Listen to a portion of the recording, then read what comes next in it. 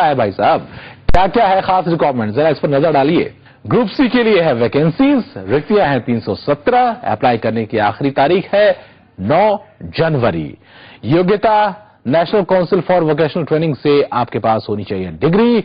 उम्र पर ध्यान दीजिए, 8 जनवरी 2012 को 18 से 32 साल के बीच होनी चाहिए। आइए देखते हैं फॉर्म भरते समय और किन किन बातों का आपको खास ख्याल रखना है और रिटन टेस्ट का पैटर्न क्या है, नजर डालिए।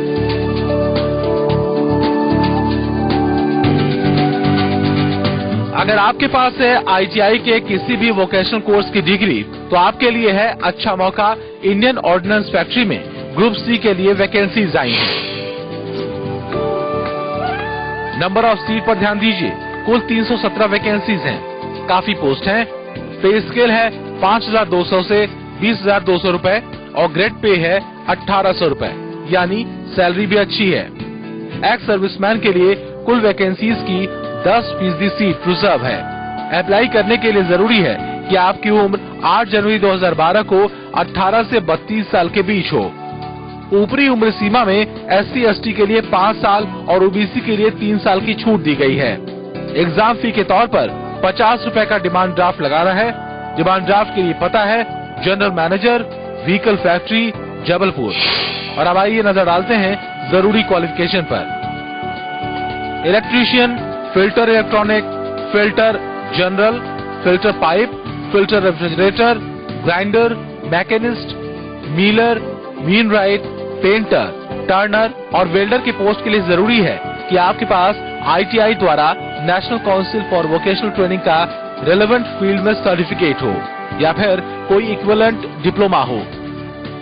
Cable jointer, exam engineer, fitter auto electrical, filter automobile, filter electrical, filter T&G and mason के लिए जरूरी है कि आपके पास आईटीआई द्वारा national council for vocational training का सर्टिफिकेट हो, रेलेवेंट फील्ड में या फिर कोई इक्विवेलेंट डिप्लोमा हो।